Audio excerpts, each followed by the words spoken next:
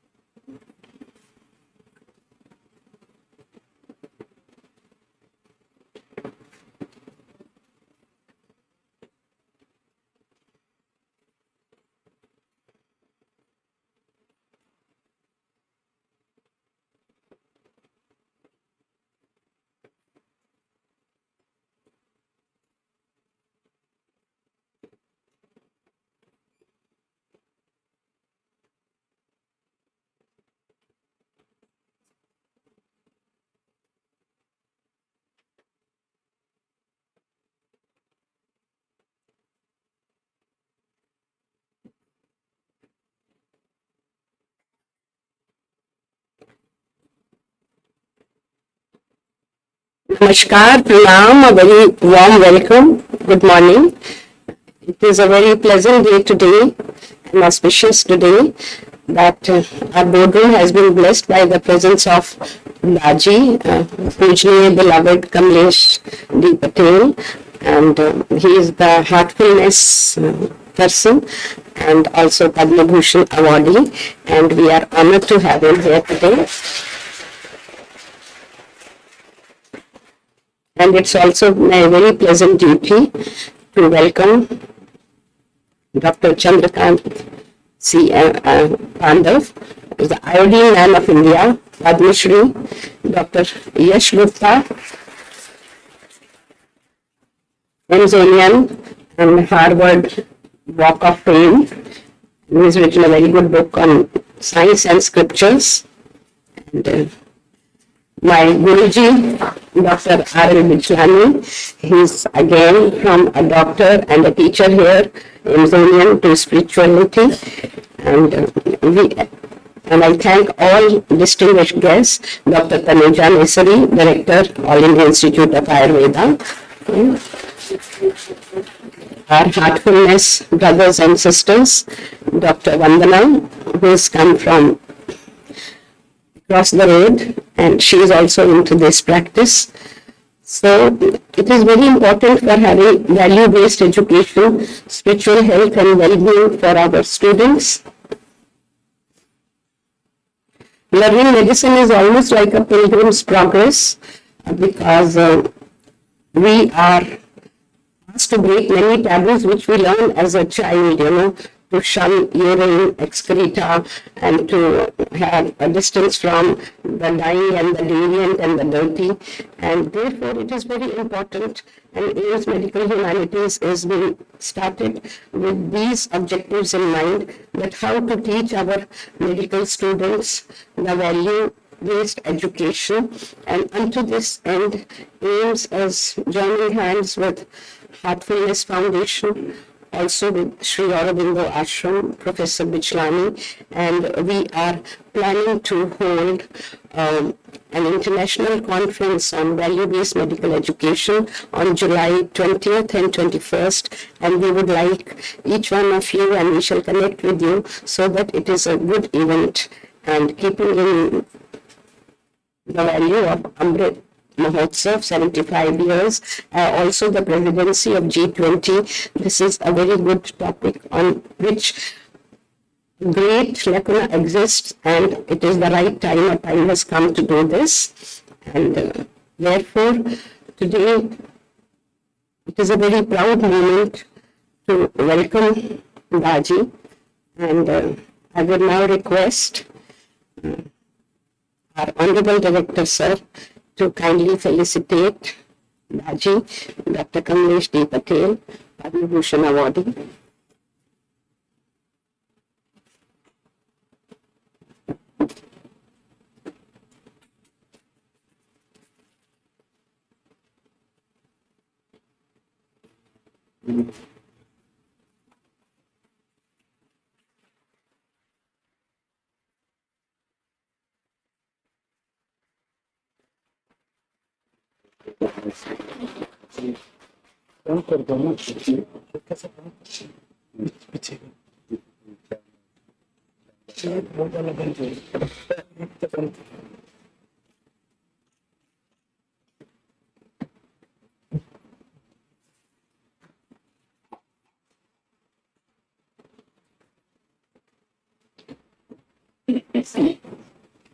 Care for environment, one health, one future.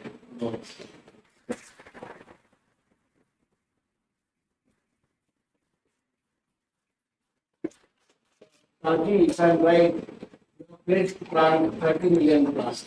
Correct?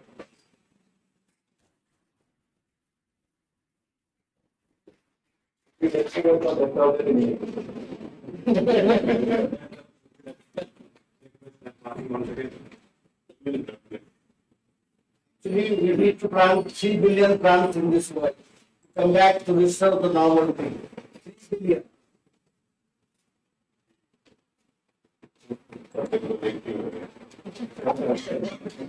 May I please request Dr. Pandav, sir, to please take him. Daaji, I'm handling Parkinsonism, so I contribute. No, it's too much of everything. वहीं पे Too much of energy, Daaji. हमारे आगे Too much of energy. पीछे में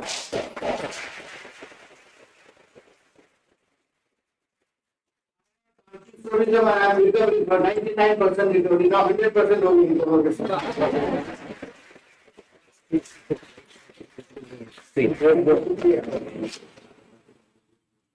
Tremendous energy, sir. Tremendous energy.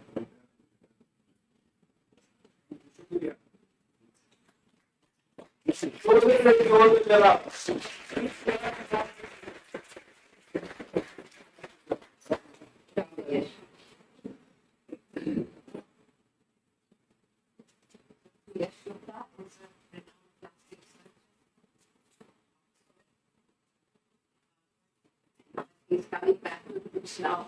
Perspective.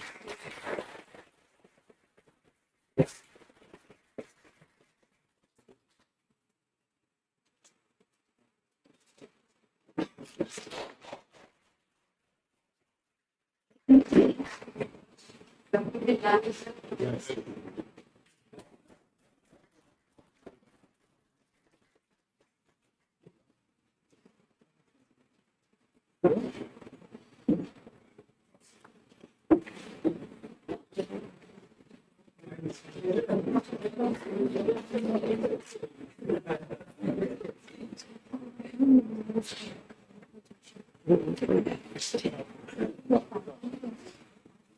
हमारे audio को उसमें डाल दिया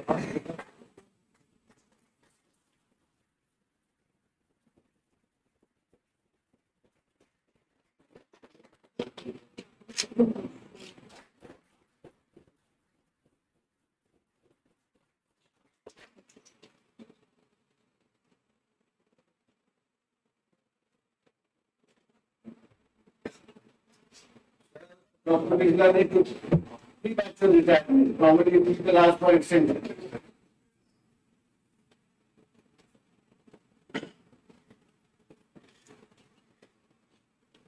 Now, with great humility as well as honor, we invite our Honorable Director, Sir, Dr. M. Srinivas, whose transformative abilities are renowned nationally and globally, to say a few words, and then we will start the formal proceedings today.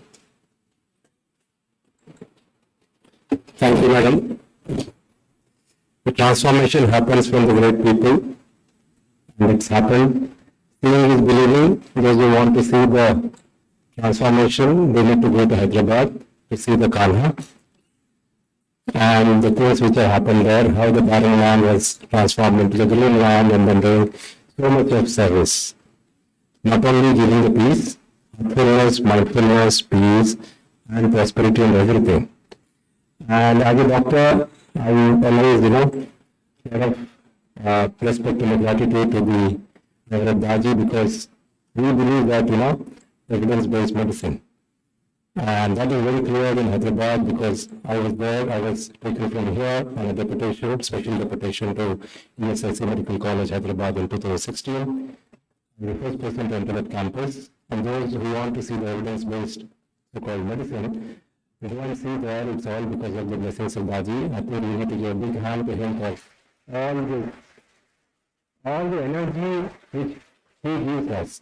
He came to the college and then he spoke to our students, and the evidence was very clear that in the first exam which we had in the Health University, which is the combination of all the medical colleges of the Telangana, our students got the gold medals. All the gold medals were back by girls.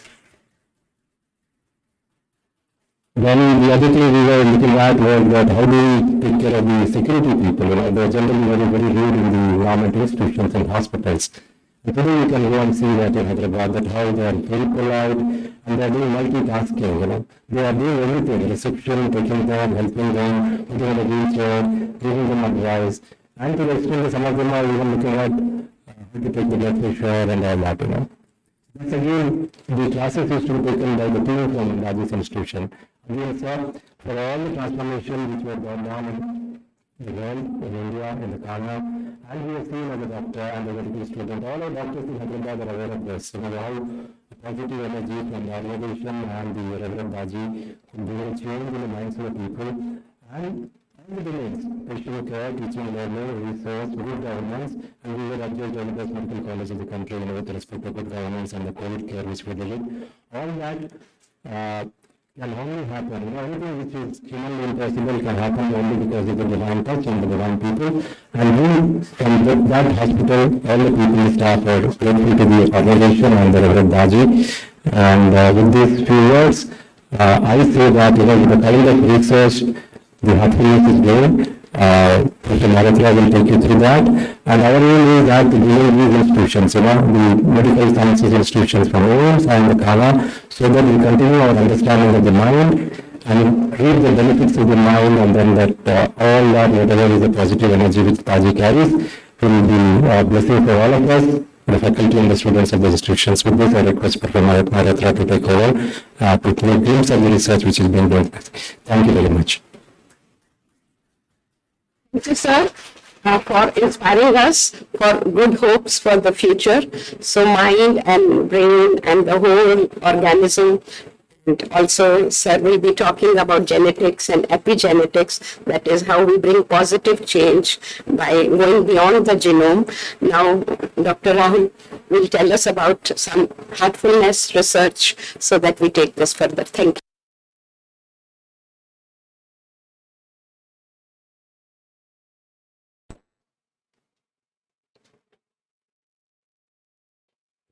Good morning, everybody.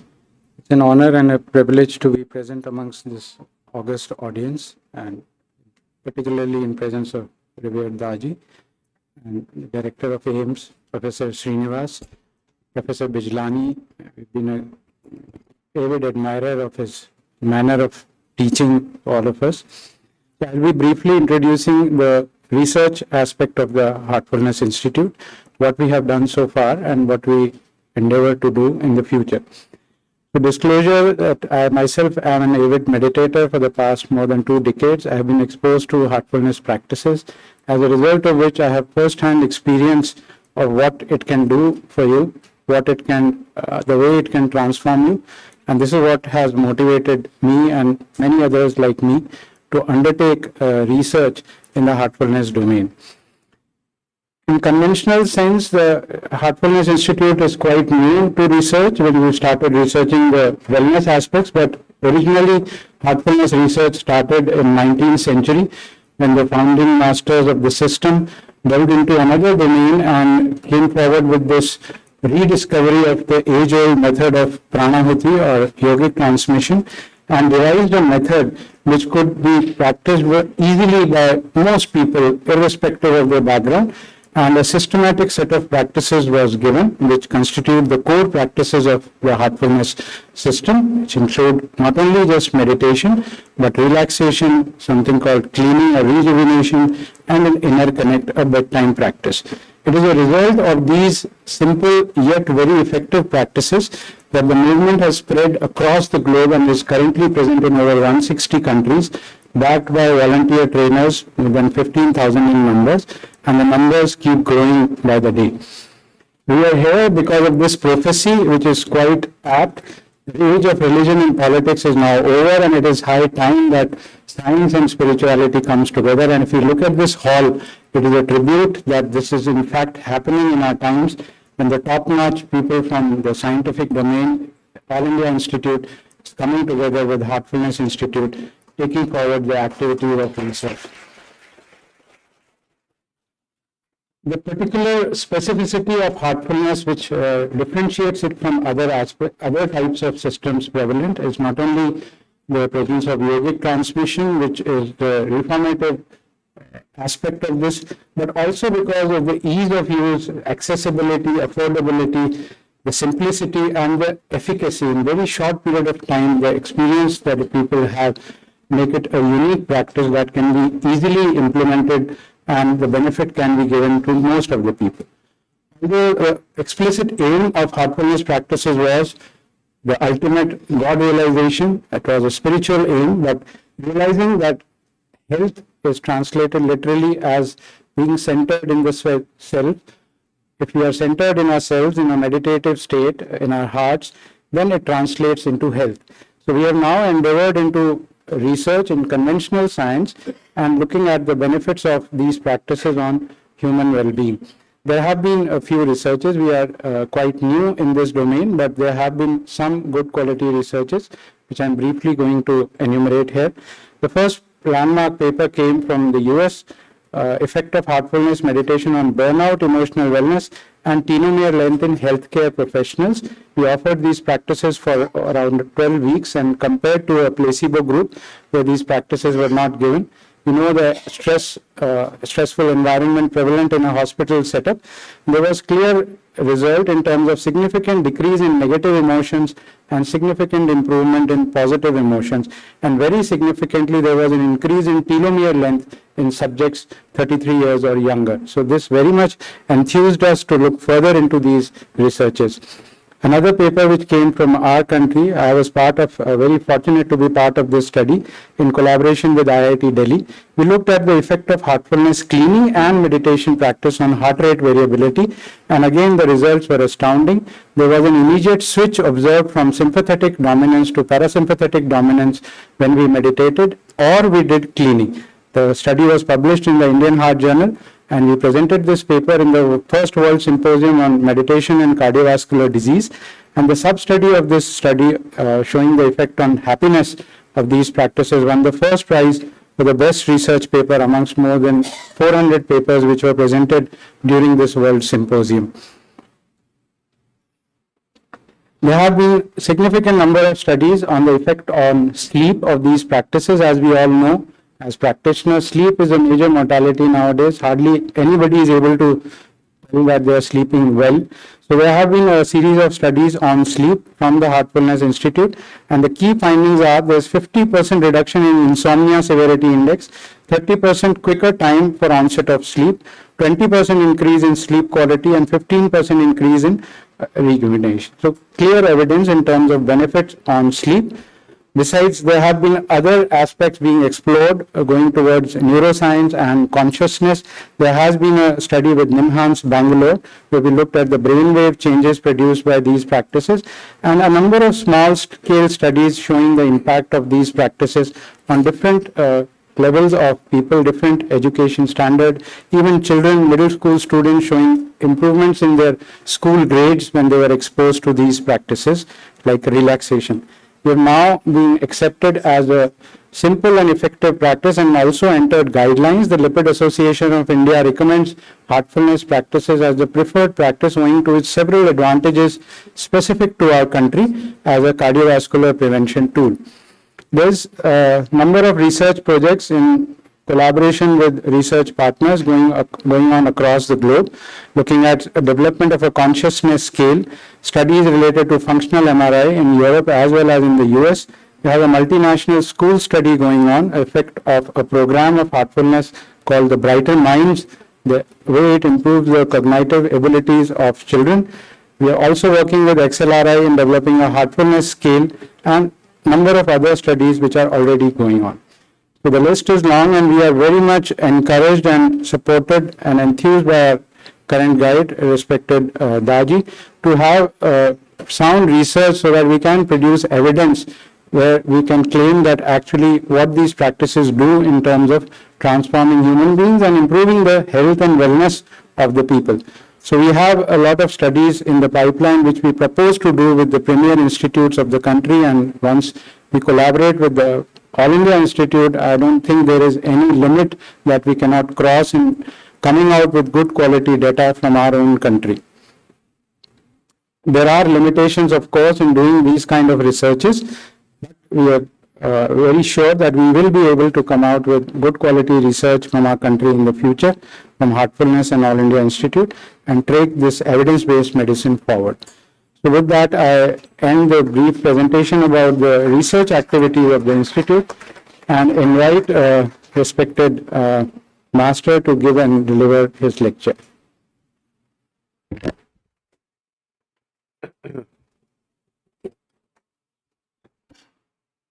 What is this? Next. We can use this. Okay, so it's I think it will work.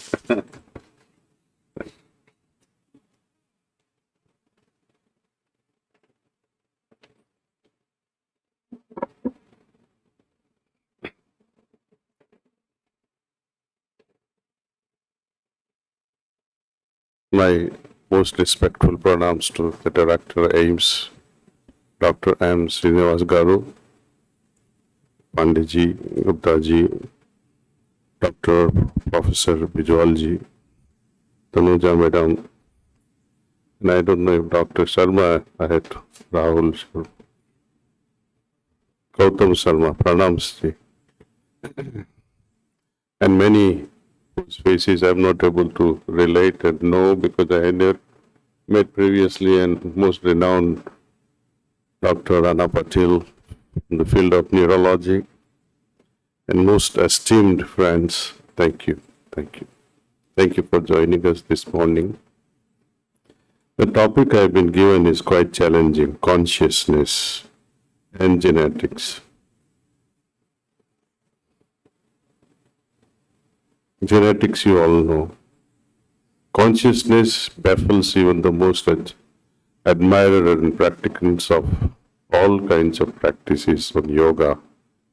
But ultimately, the purpose of yoga is to increase this limited bandwidth of thin line of consciousness that we all have to a broadband. Swami Vivekananda, in his words, I would put it, the purpose of life is evolution of this consciousness.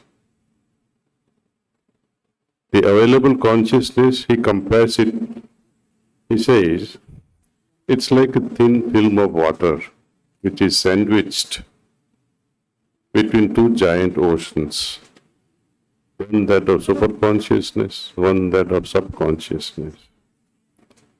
Through meditation, you can soar higher into the sky of superconsciousness. And with the help of regeneration practices offered under heartfulness, you can dive much deeper into your subconsciousness. To remain connected with ever-increasing broadband, we connect with that broadband, and that happens through proper way of offering a prayer. I deliberately use the word proper way of offering the prayer because often we praise the Lord. Imagine you all praise me, what will happen to me? I'll vomit and run away perhaps. Same thing happens to us when you are on a spotlight. You get depressed. Why me? Do I deserve it?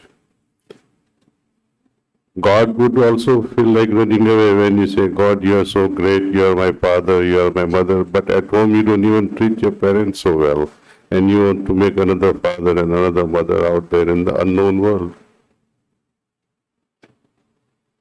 We don't even know whether God exists or not.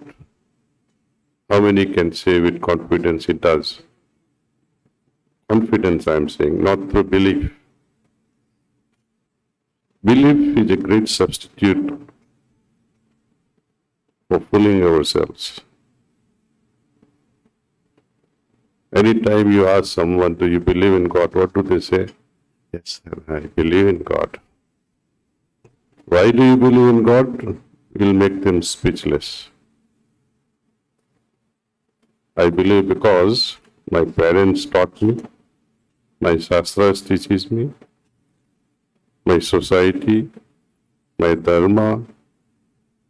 But what about you? Knowledge is great. Experience is better. And having experienced once, is it enough? No. Like you enjoy hospitality of one of your wealthy friends, spend 3 months in their farmhouse or on their hill station. And you come back, you relate all this to your family members and friends. Oh, it was so wonderful, your experience was great. But deep in your heart, you would think, I wish I was also like him or her. So experience pushes us to become that experience. One time feeling peace and one time feeling of samadhi or lifting yourself into very high level of consciousness, even if it is Satchitanand. How long can you remain in such a state? Not very long. So, Heartfulness emphasizes this particular pattern. A belief may be great. Actualizing the belief, realizing that belief into true, real sense that I have experienced, not because Shastra says so, but because I have experienced. And that is the promise of yoga. It is not an empty promise, but am I ready for it? Am I prepared for it? The means are there, but who is willing to try it? We'll come to that, why it has become difficult. So from belief, we are motivated to experience the presence. And from this experience, we are prompted to a new stage. Oh, I need to become that experience. Not only I should have divine experience, but I myself must become divine. And that gives true Anandam.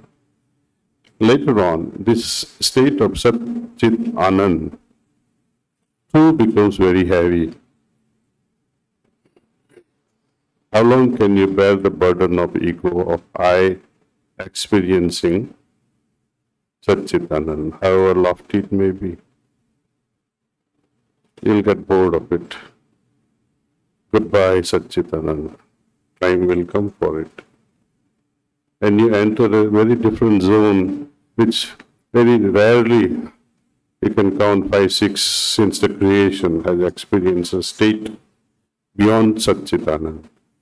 But it is opened up through Heartfulness way of practices, where you go beyond Sahasra Dal Kamal, which is highly praised in Yoga Shastras. There is no mention of anything beyond it. Right?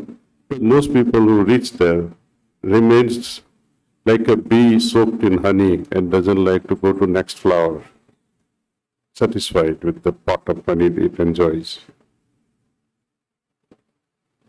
And from this honey-like state, we have to move out to the next stage where the dimension is all about nothingness. It is not that there is nothing, but it's an essence of nothingness. So this is a journey. Now, how consciousness is related with it, all this? How do we define consciousness? What is consciousness? How does it arise? What supports this consciousness? Consciousness, to my understanding, at present, is all about degree of perception, degree of awareness. By that it also means lack of awareness. Like a stone cannot respond. Yogi of high caliber chooses not to respond. So that's a big difference there. Cannot and will not. When we say evolution, body cannot evolve during the lifetime that we have. We can only age. Soul is immutable. What more purity can you add to that ultimate purity? So two extremes have no chances of evolution. What is in the middle finds the opportunity of evolving itself, the consciousness. Now, what are the ingredients of consciousness? What is it made up of? There are many more things, but the four are major ones. One is mind, second is intellect, third is ego, and Chetna. Chetna itself is consciousness. So actually there are three main things that constitutes Chetna, consciousness. Chit is made up of Manas, Buddhi and Ahankar. So when consciousness has to evolve, these three constituents has to also evolve. So we have to analyze further as scientists that what happens to the mind, what happens to my intellect, and what happens to my ego.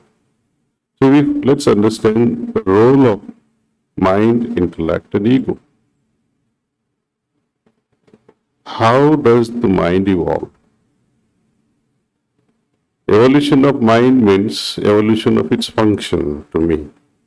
The function is plain and simple, is to think. What happens to this thinking at the peak of its evolution? Again, to my understanding, it is about feelings.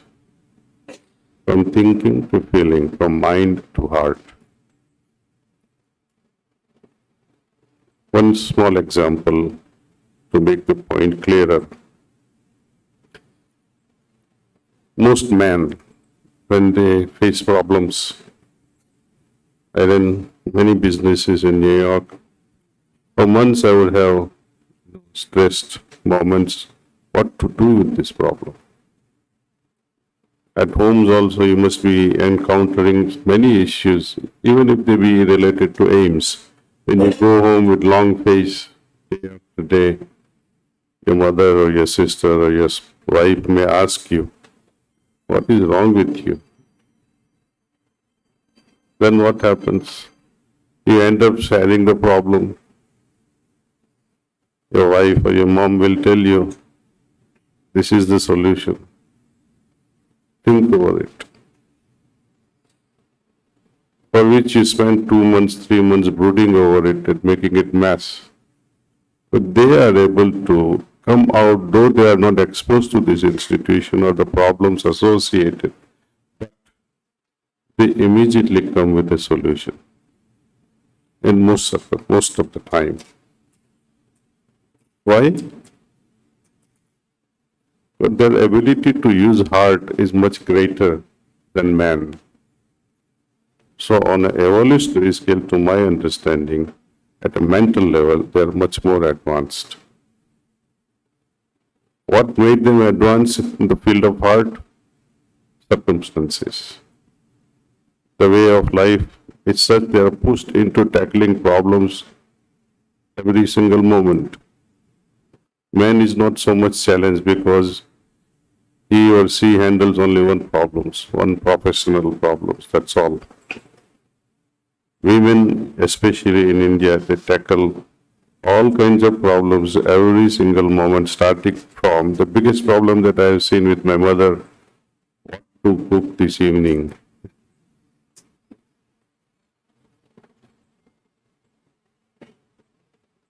Everything else, कहाँ से खरीदना है, how much to spend, and also what sort of food to cook so that their health remains better. Actually, in our country, the true health was supported by women folks. What to cook in particular season, and especially what not to cook.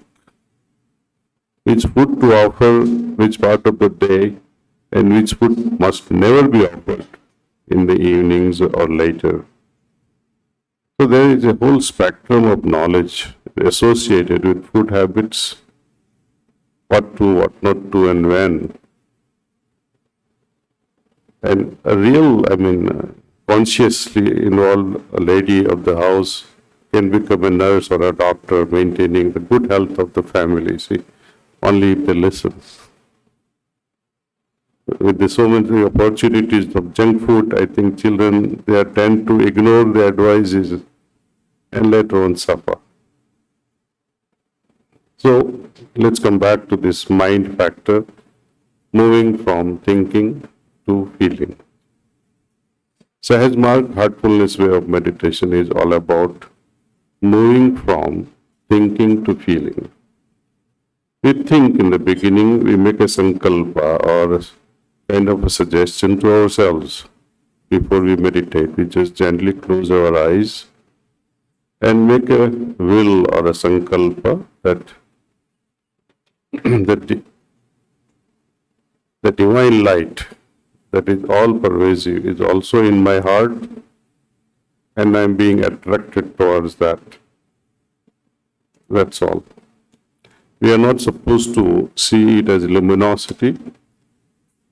We are not advised to see even a form of it, because which or whatsoever form you may be entertaining in your heart will only be your imagination.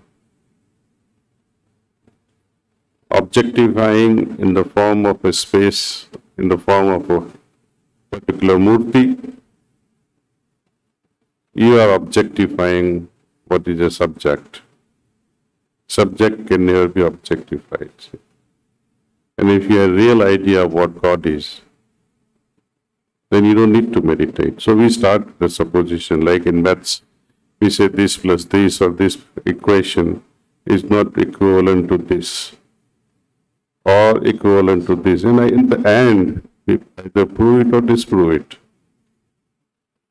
So in the beginning, we begin with this sankalpa, with an attitude at its background, thoughtful attitude, that God, it's a small, heartfelt prayer, expressing our feelings, that my Lord, I don't even know whether you're there or not. But if you are there, I like to experience your presence. Okay. Your own consciousness will reveal to you that, look, I can experience the presence to the extent of purity of my heart and simplicity of my heart. So more we experience, you will be tempted to further purify yourself and simplify yourself so that you could accommodate more and more and more of that infinity.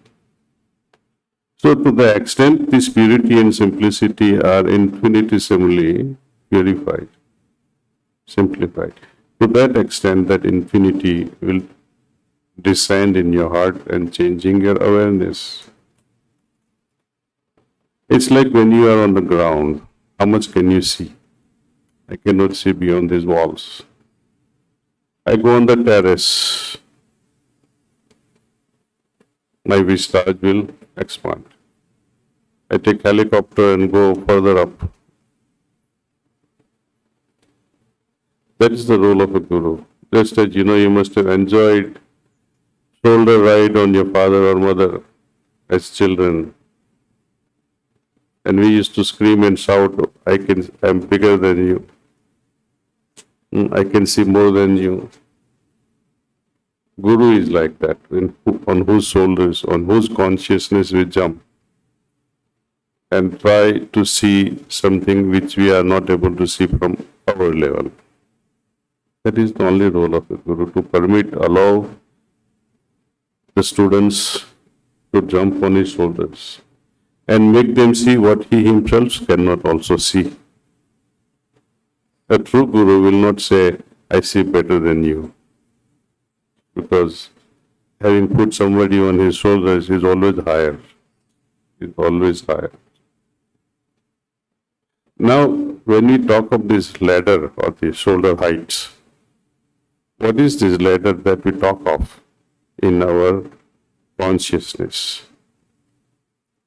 Our yogis have classified them into 7 major chakras, starting with Muladhara, Swadhisthana, Manipur, Hridaya Chakra, Kanta Chakra, Agya Chakra, and Sahasradhara Kamal.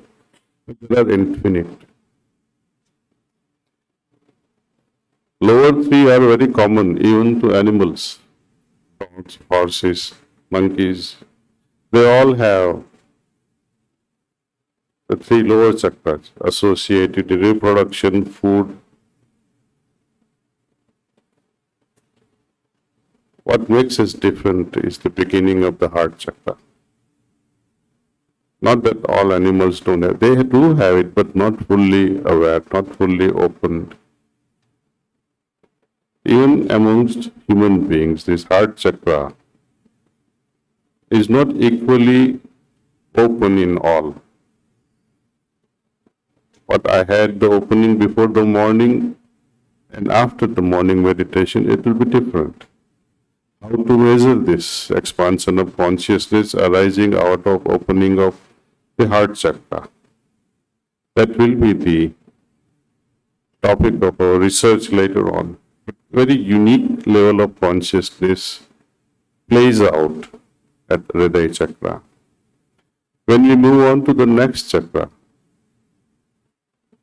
which is not described in most of yogic literature, but this Hridaya chakra is like a constellation with 5 sub-chakras. One of them, Hridaya itself, second is Atma chakra. How to locate them also, we can take it up, but I don't think we have time allotted for all that, because it can take days and days of interaction on this particular topic. But each chakra is associated with emotions. How do we gather emotions? Emotions and consciousness, they play out together. Suppose you are angry. What will become of your awareness at that moment? Your awareness will become tunnel vision, like, you are limiting only so much because of anger, you are only focused on the other person whom you are trying to just annihilate. The focus at that moment is only that. Man of higher consciousness will not have that. Man of higher consciousness, even before he lashes out, will think, should I get angry? Is it worth it? However justifiable it may be.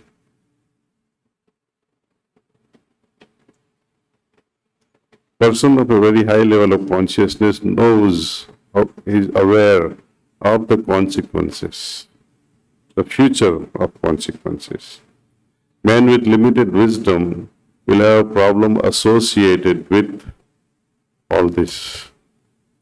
He will get angry, but after the anger becomes sad. Why did I do that? That's ordinary person. And the worst of the lot, even after getting angry and destroying or annihilating the other person, doesn't understand why he did it, what he did it, and he feels proud. I did it, I finished him. Now he will keep quiet forever. But no, that other person whom you victimized can kill you also one day. You will be destroyed. And in family life, such a level of consciousness will destroy the family itself.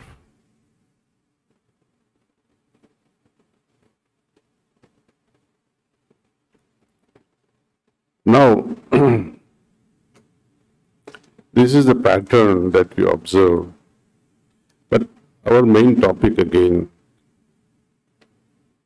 how these chakras that I just started mentioning about the heart and Atma chakra, and each one has its own quality. And as those qualities mature in us, we gain higher and higher level of consciousness as you move on and on and on.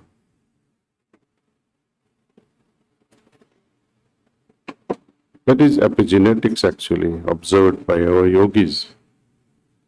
Epi means outward, external. But mind, the body, the consciousness, according to them, is not outside. Anything outside your Atman was happy to them, see. Anything outside the Swa, wherever you have sthai on outside, you have lost the center of your balance. Swasthya means being centered on yourself. The results of imbalance speaks a lot. The worst example I give you is of anger. Dr. Bruce Lipton, he has written a very lovely book, Biology of Belief. I don't know how many of you are familiar with that book. He has done extensive studies on epigenetics. Few examples I'll quote.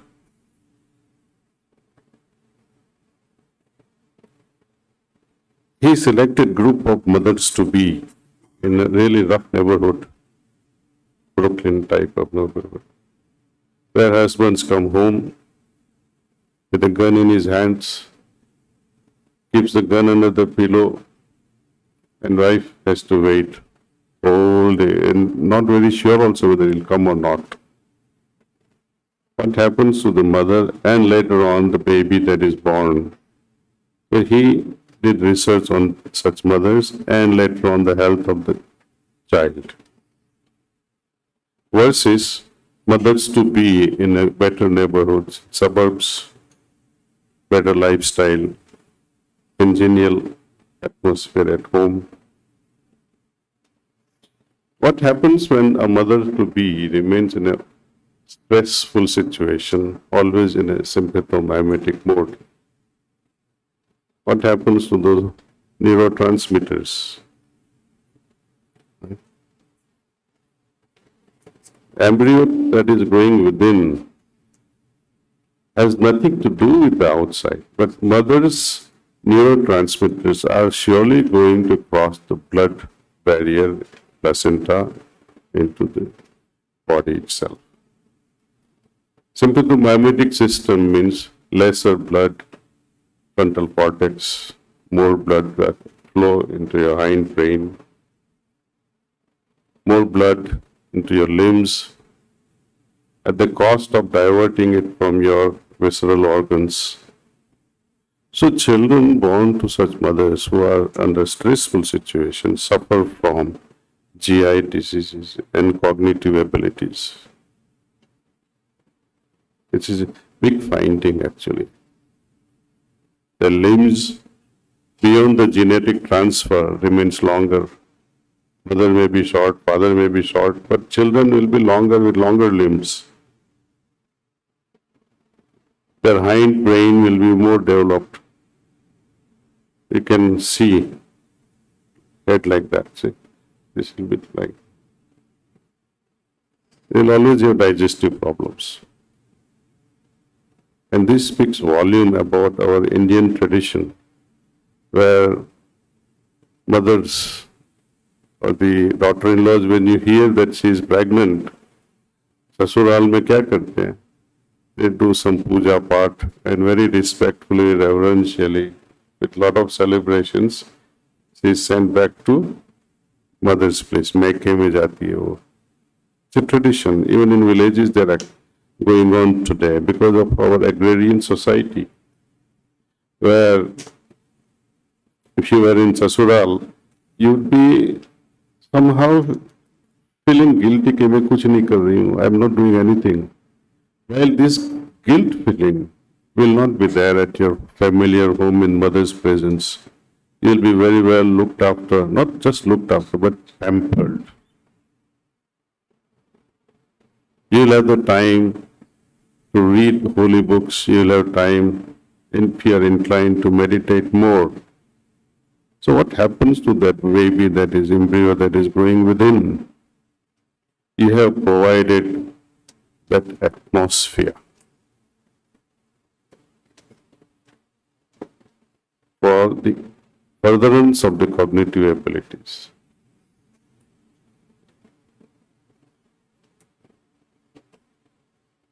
How can we help people understand the impact of this environment? In a family where they meditate together, we have seen that happiness index is not just XYZ, you just cannot explain. The great Arvindos, whose book I have been gifted by Dr. Bijwani, thank you, sir. His contribution in the field of consciousness is great. His dream was, I'm talking in past tense, to permit universal consciousness to descend on this planet and allow humanity to be engulfed by that consciousness. Is it possible? Is universal peace possible? Where you spread a magic wand and say, may all be at peace. Can it happen? If Lord Krishna could not change even one person during his lifetime, even one person he could not change. Lord Rama also could not change his mother Kaikeyi's mind to dream such lofty dreams will always remain a dream unless we act.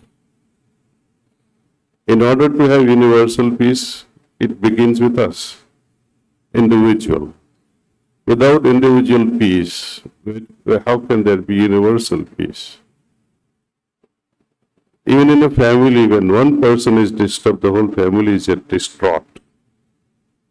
If one person is unhappy, the whole family becomes unhappy. You're talking of being engulfed by divine consciousness uniformly all across the globe. Is it possible?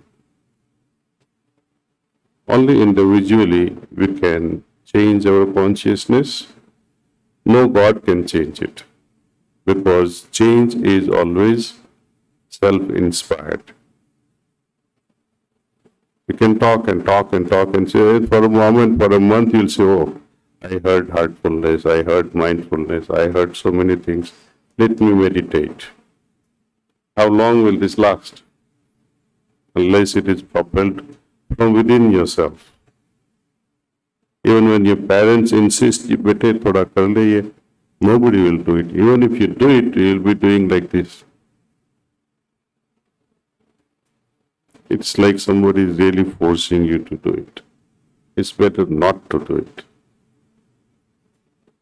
But if you ever attempt to do it, first thing required is your open heart. Opening your heart. Dil kholo. Not this opening through surgery. Dil khol ke. Drop all the resistances, the bars, opinions also about presence or absence of God. Epigenetics is very easy to influence, to be influenced. Genomes can't be influenced. Epigenomes only can be influenced. And through meditation, that's what we are trying to do. Change of consciousness means change of awareness. Change of awareness can happen when I change my attitudes. Attitudes are the fundamental things, either makes you or breaks you. You can meditate all you want, but with wrong attitude, you will destroy that meditation. For example, you take a flight from Delhi to wherever. If the flight is under turbulence and you had 200, 300 meters drop all of a sudden, what happens to you? You feel like jumping out of the flight. But what will happen then? You will die. What should be the attitude then? अरे भाई बैठ ही गया हूँ मैं, अब जो होना है होने दे. That is required. You can't just jump out. Here we accept. Acceptance. Miseries, problems, troubles, stress, all will be there. Accept, you will find a solution. You are already in it. There is nothing you can do. Accept it and find a solution. And once you find the solution and you have crossed the hump of your problems, you will come out as victor. Your consciousness will change. The same thing will never trouble you again. Familiarizing yourself with acceptance and later on having joyful acceptance will change the consciousness again. So when we try to incorporate yoga, it's only to change our inner environment, making it more hygienic. The 8 principles, 8 steps, I would not say steps, but angas of Patanjali Yoga, starting with yama and niyama.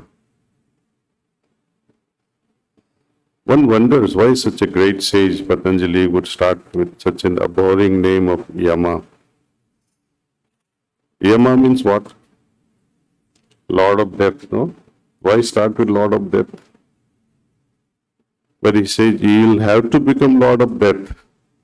To what? All the negative things that you have in your heart. Once you remove these negative things, your inner hygiene will change. Your health, inner health will improve. When you're not trying to take somebody and say, I'm going to finish off my brahmacharya and I'm going to take half a dozen girls with me in a bed. That is brahmacharya or not, I don't care. But your attitude will change. Aparigraha means not to take someone's wealth. Once you have this attitude, ahimsa will come automatically. So there are so many wiser statements, sutras given by Patanjali. There are many of them. Similarly, niyama. How to enliven something in my life. Good qualities. Speaking the truth. Remaining content. There are so many other things. Asanas and pranayamas are okay. They are mainly for your physical health. Nothing more than that. They can never contribute towards your liberation. Never.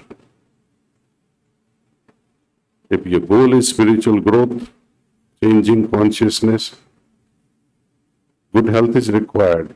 But this simple good health is not going to contribute towards your evolution of consciousness. That has to be ingrained through the so-called misunderstood yoga fanatics. They have become more like acrobatics, you see, twisting your body and breathing away like hell. It has to be systematic breathing, that's all. In a very systematic and gentle way.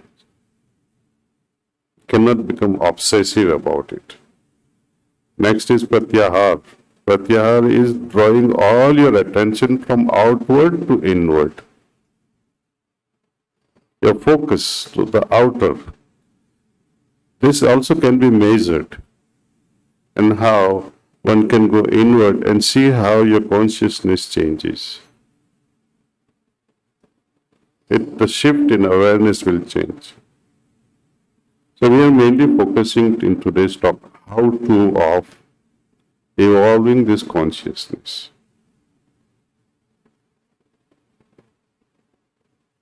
By adopting those inner hygienic habits, by incorporating our attention which is always outward to inward. And then having this continuously flowing inner flow of attitude, you automatically enter into a state of dharana. And dharana means to have a continuous flow of that attention. Dharana means a dhara that is continuously flowing. Give you an example, when raindrop falls one by one by one by one, it doesn't form a dhara, but it has to be a continuous. And Patanjali has given this example in such a beautiful way. Drop falling one by one is like a thought dropping from our awareness little by little, little by little. But if it is continuous dhara that you are experiencing, not thinking, experiencing. It's like, when you remember your beloved versus feeling the beloved's affection in your heart all the time. You see the difference? Hating someone versus having that flow of hatred. One is contracting your consciousness, another is expanding your consciousness. That is dhara. And when we move with this dhara of having the thought of divine presence without any imaginative processes, like Lord Krishna is like this and I'm meditating on his form, but that is your imagination. That will not be productive. However much Shraddha you may have. Shraddha in a wrong process cannot lead you to right results. One has to, as a scientist, proceed with open mind. I cannot have fixated mind. If you have a fixated mind, then what are you doing with this research? You have already made up your mind that this is God. It may not be.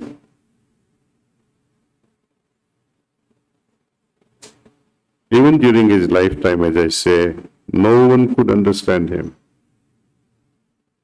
No one. Tell me one person who understood him.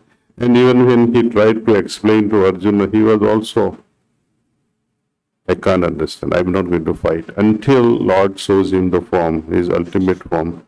And even when he shows the ultimate Vishwarup Darshan, Arjuna says, please come back. I can't see you in this form. I'm so afraid, so fearful. You're not used to his regular form and you can't see divinity in it. When he shows divinity, you can't see it properly also. So that is our situation. And if you try to meditate, imagine Lord Krishna in your mind. Who will come? Nitish Bhardwaj, no? So how can you meditate on certain individual with certain level of consciousness and expect to resonate with that consciousness and become that? You will have Nitin Bhardwaj's consciousness. But honest to be really honest, you can say, God, I don't know you. So let there be osmosis between my awareness and that unknown entity. Then something can happen. If that unknown entity is realistic, but it has not fully come in my grasp, it will become as we move on further. And as I said, you need not have trust, you need not have faith or Shraddha. Required is zero. You begin with the process and see what happens as a result of undergoing the process and how it changes my consciousness. And that is the proof. You cannot borrow from anyone else. That's why I say it's an individual experience, it's a subjective experience. I cannot change the consciousness of my son or my wife. I can change only my consciousness. I can inspire them, and that is all. What is the application of consciousness in day-to-day life? What if I become aware of everything? Is it enough?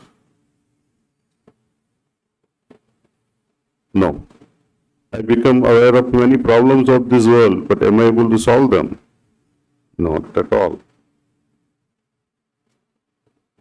Suppose you are fighting like hell with your wife, arguing in your bedroom, and your child comes with a teddy bear, 5-year-old, opens the door, doesn't know what's happening inside the bedroom. Would you continue to fight? You would not lash out at that moment. You will suddenly, like a fast car going at 90 or 100, suddenly brake. If you don't brake, there will be accident. There will be scars on the young mind, tender minds. So you have to stop your argument. How fast can you do and start smiling? Is the freedom of consciousness that you enjoy. But if you continue to lash out, you are a brute.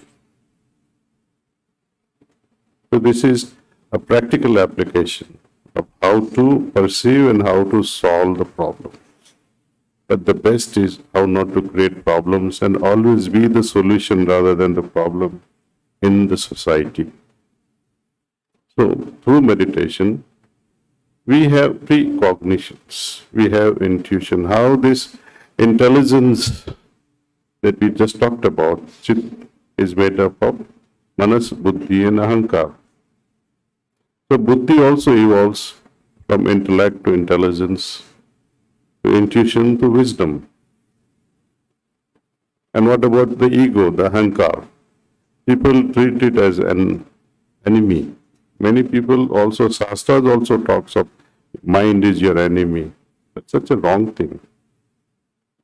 Mind can be your best friend if you train it well through meditation. Similarly, through rightful inner hygienic practices, our ego can also be transformed. How? For example, Dr. Srinivas here. If he was a musician and say, I can also play ragas, flutes. He plays a flute and there is a standing ovation. Yesterday's performance, wonderful. Today, if he performs the same, others may like it, but he himself will not like it. Kal kiya wahi aaj maine kiya. I liked it better than my yesterday's self. That is ego telling you become better and better and better. But to think I'm the best in entire Delhi, nobody is better than me, that is also ego. Now that ego has become arrogance. So ego has many faces. Ego can uplift us. We can use it for our betterment. We can use it for our aggrandizement also. We can use the same ego in improving others or subjugating to labors other people. It depends on us. And if our goal is evolution of consciousness, we cannot tolerate violating any yamas and ignoring any niyamas. And they are further enhanced only through meditation, meaning dhyana, and entering the field of higher consciousness every single day. Just as there is, what happens? My body is functioning well, but what if one of the nerves is broken, disconnected? Let's say my optic nerve gone. I become blind. Body is driven by my brain. And what is brain? Brain driven by the mind. Then one asks, what is driving this mind? Always the subtle drives the grosser. Always the subtle drives the grosser. Mind drives the brain, brain drives the body. Mind is driven by our consciousness. What happens to a comatose patient? He may not be able to express, but awareness is very much there. Unexpressible awareness. And what is beyond that? Difficult to mention, but it is supported by soul's field, There is no name for it. Just as how the earth moves around the sun, the gravitation pulls and pushes from all over. Can we see it? We can't see it. Sun is influenced the movement of all the rest of the planets because of its gravitational presence. Likewise, the gravitational presence, so-called, of the soul influences the mind. The upbringing of myself, the conditioning from my previous life, conditioning from my previous moments, even yesterday, influences my present thinking. That's why in Hindu Shastras especially we talk of samskaras, impressions that we gather, the learnings and conditioning that we have from various sources, especially how your parents behave, your grandparents behave, you are inculcated with the value system. All those influences the way we make decisions. So in a way, these samskars affects our consciousness. The samskars are the cognates lying here and there like mines in the battlefield. They blow up when circumstances arise, either as flowers or as bombs. Through the cleaning process offered under yoga, these mines can be removed and consciousness can be purified so that you are able to think correctly, you are able to play with your ego correctly, and you are able to intellectualize the way it should be. So with this, I would like to end my submission to you all to think how to proceed on this line of research. There are many topics that we can play with, but sky is the limit in this field. You guys can explore it further. I would share some of my books on these particular subjects of consciousness and what all we can achieve. We would also like to have your inputs, even if it is critical, that you might think that it will hurt. No, don't think like that. Through exchange of ideas, we can only expand our knowledge. Thank you. And thank you, Doctor. My special thanks to Director Sir Srinivas Garu, who insisted repeatedly that I must come, and because of his request and kind of pressurizing me, I'm here. Thank you.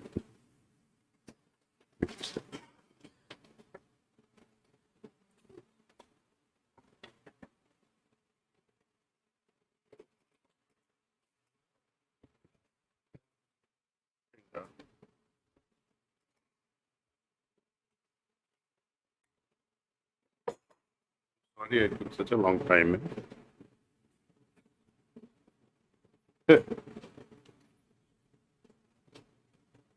Nobody stopped me.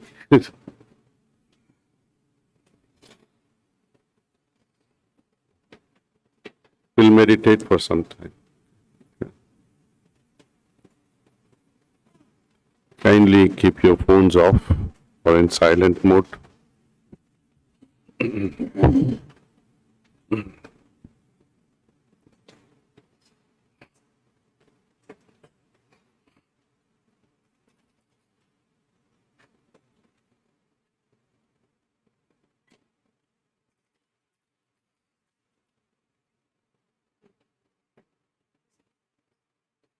I'll walk you through this relaxation process first, and then we'll meditate.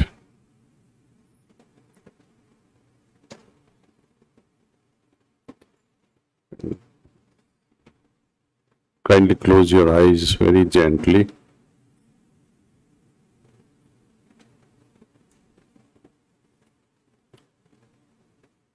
We'll invoke the healing energy from Mother Earth to enter our system through feet, and as it moves upward. It continues to relax our body. Prayerfully invite this energy from Mother Earth. Feel the relaxation in your feet and lower legs.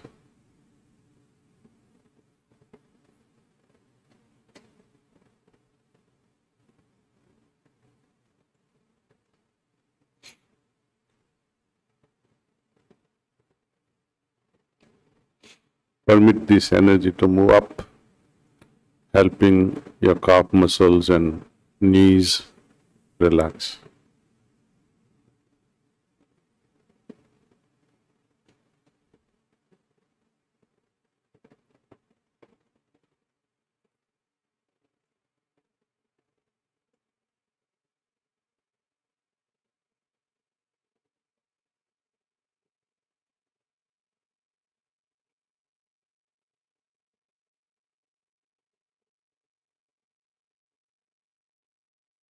Allow it to go upward to your thighs and hip area.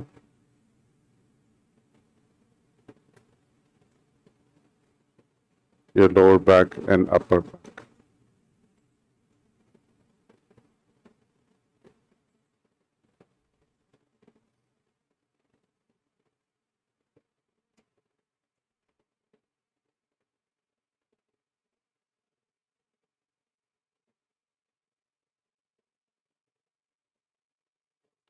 Permit it to move in the front, your abdominal area and chest area.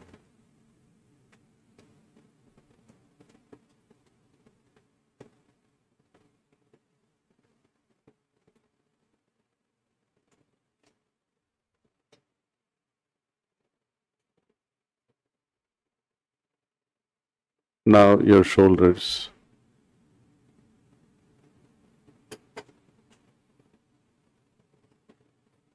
Feel them getting relaxed, melting away and becoming lighter.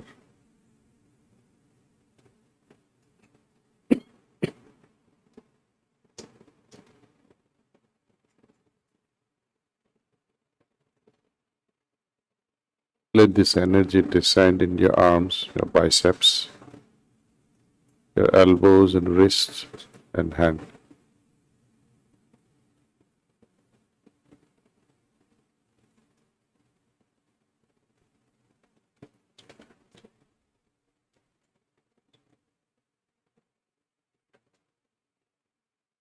Now your neck muscles.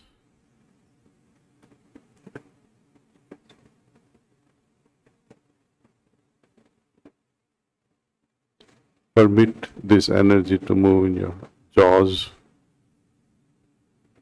Drop your jaw if you have to.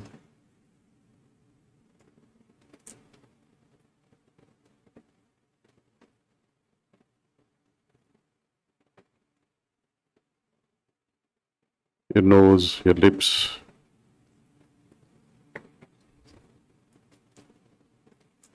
Eyelids and eyebrows.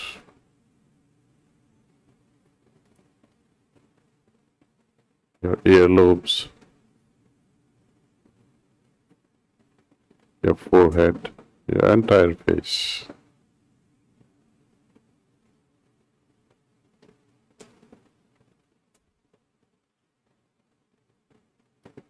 And now top of your head.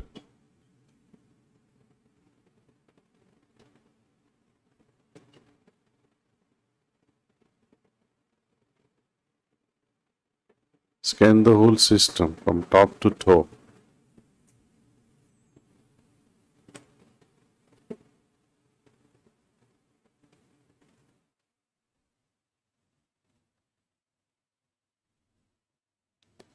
If any part is still heavier or tensed, you can revisit that area.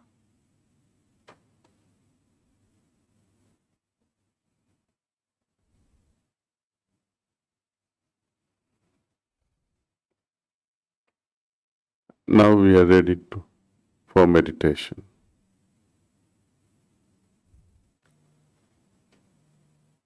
Think that the source of divine light is already in my heart. and that is pulling my attention inward.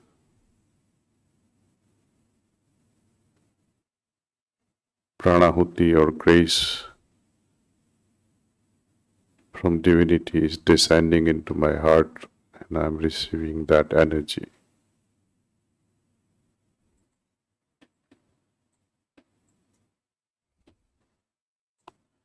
If any undue thoughts arise in your mind, gently ignore them by reminding that you're meditating.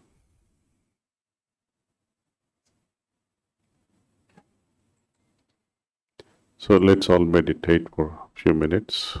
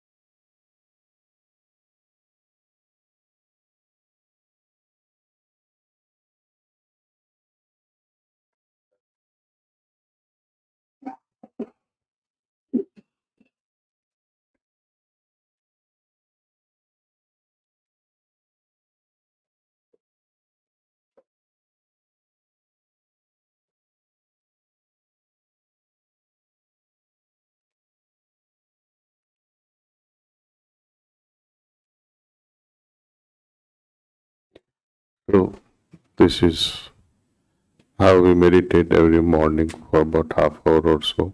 It's not very difficult. But there is a process before you can actually begin at home, what we call initiation, and I will have at least half a dozen or dozen preceptors, the trainers sent out to AIIMS. And I would like to start them individually instead of in a group. So individual attention will be given. Having meditated like this every morning, we hold on to this meditative state and work all day by holding on to that state as best as we can. If you lose it, it's okay. But moment you think that I need to reconnect, what you require is just another thought that let me be reconnected, and you will be reconnected. And with such a thought, even when you pick up a glass, it's not an ordinary pick. It's full of lightness, full of affection, even towards the glass. And when you put it back, it's gently. When you touch patient's hand, you will see the energy flowing from your hand. You will notice how that person is moved just by your touch, just by the way you look at them, just by the way you talk with them, and how well you listen to them without interruption. Don't rush around. There are many things to do in life, one at a time. No point rushing, because you will not justify anything by rushing. Do one job good. That's all I have to share. And thanks once again, sir. Thank you to all of you. Thank you.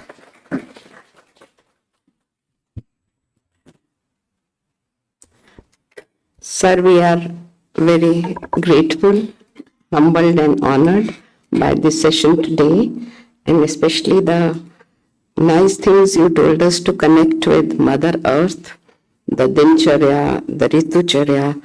And I would now like to invite my colleague, Dr. Hima Dada, who is very much into working for integral medicine, to deliver a vote of thanks, and we shall then have the MOU signing ceremony in the committee room, and then we shall be proceeding for some refreshments because it is Navratras and today is a very auspicious day, Ashtami, and we need everybody's blessings. And the nice things Sir has said, that each person is important. We need not be judgmental, we need to be inclusive. There are no hierarchies. Everybody is an individual with a lot of potential. Animate or inanimate, if we have that spirituality in us, even from a glass to a small child, then I think our job will be done. And I would also, it's my pleasant duty, Saloni, please felicitate Dr. Tanuja Misri with the planter, and Dr. Anant Biradhar. Dr. Tanuja, madam, you are the director of All India Institute of Ayurveda, and we are joining hands with you. And Dr. Anant Biradhar is the president of International Naturopathy Organization.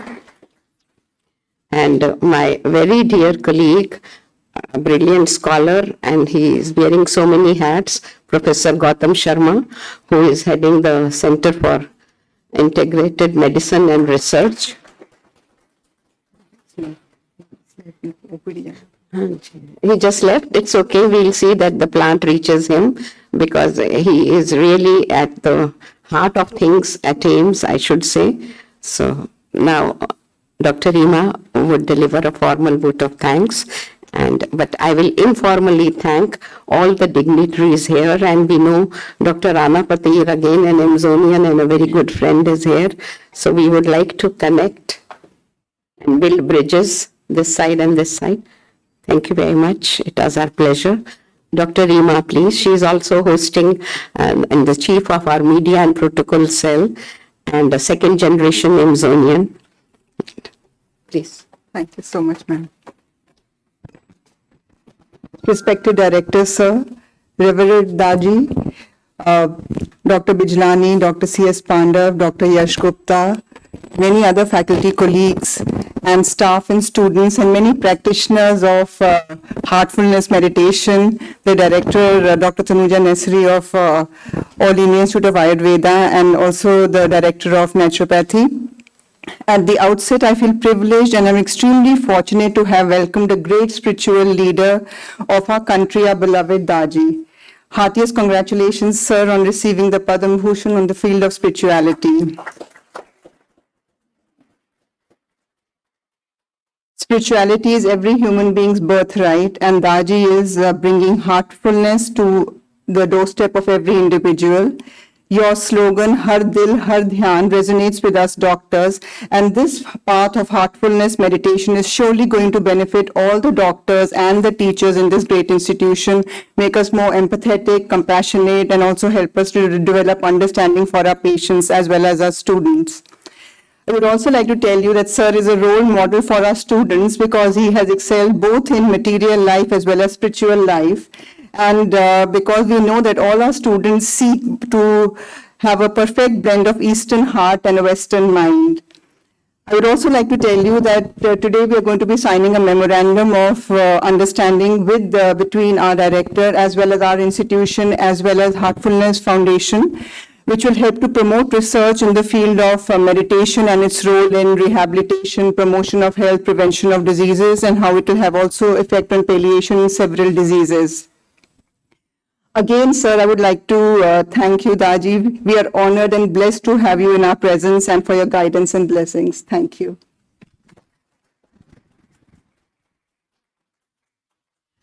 So I seek permission of Director Sir to close today's session and we can interact over tea and refreshments. Yes, sir. Yes. A standing ovation for our beloved Daaji.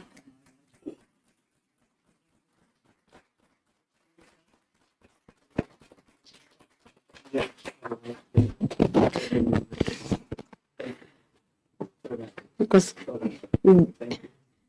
giving, generosity and gratitude defines us as Indians. So Heartfulness Foundation wants to give some books and I think we can proceed with that also because is tarah ka adan pradan se our consciousness and our energy shift and get imprinted and then spread further. So I think Heartfulness, yes sir, please.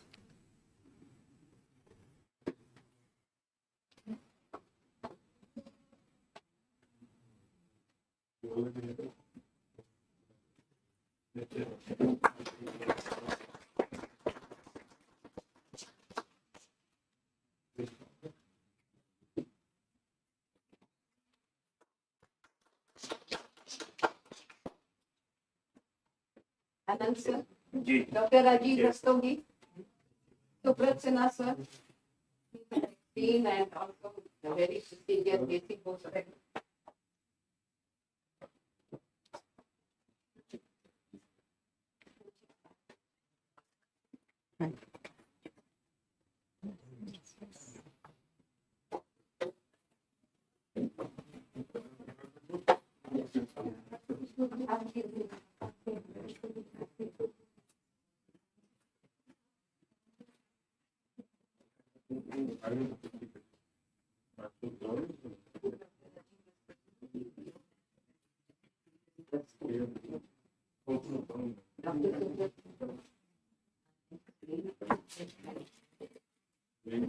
Reema Dada,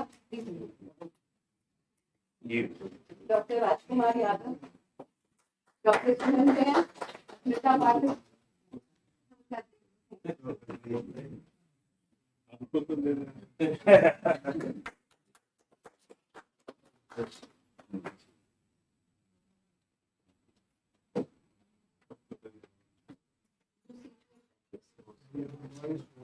Feloni.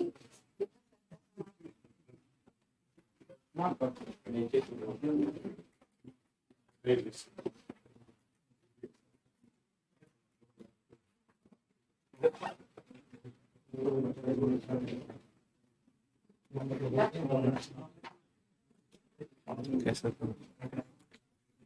was it?